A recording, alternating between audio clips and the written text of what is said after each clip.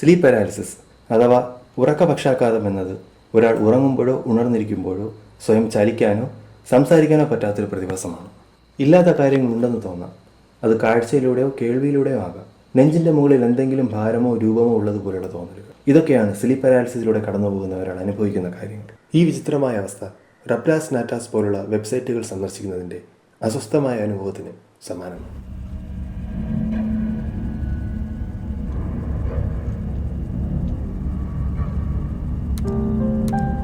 നിങ്ങൾ ഉറക്കത്തിൽ നിന്നും ഉണരുന്ന പ്രോസസ്സിൽ ശരീരത്തിൻ്റെയും മനസ്സിൻ്റെയും കോർഡിനേഷൻ നഷ്ടപ്പെടുന്നത് ഒരു പ്രധാന കാരണമായാണ് കണക്കാക്കുന്നത്.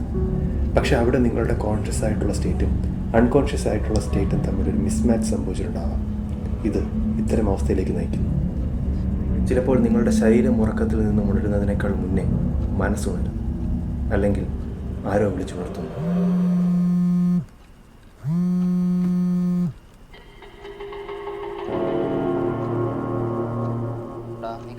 ഇല്ലടാ, കിടക്കാൻ പോകുന്നേ ഉള്ളൂ. പോയി കിടക്കാൻ നോക്ക്, രാവിലെ പോകലല്ലേ. നാളെ രാവിലെ 6 മണിക്കാണ് ട്രെയിൻ, ലേറ്റ് ആവില്ല. ഇവിടെ കറണ്ട് പോയി. ഇവിടെ ഇല്ല. ഓക്കെ.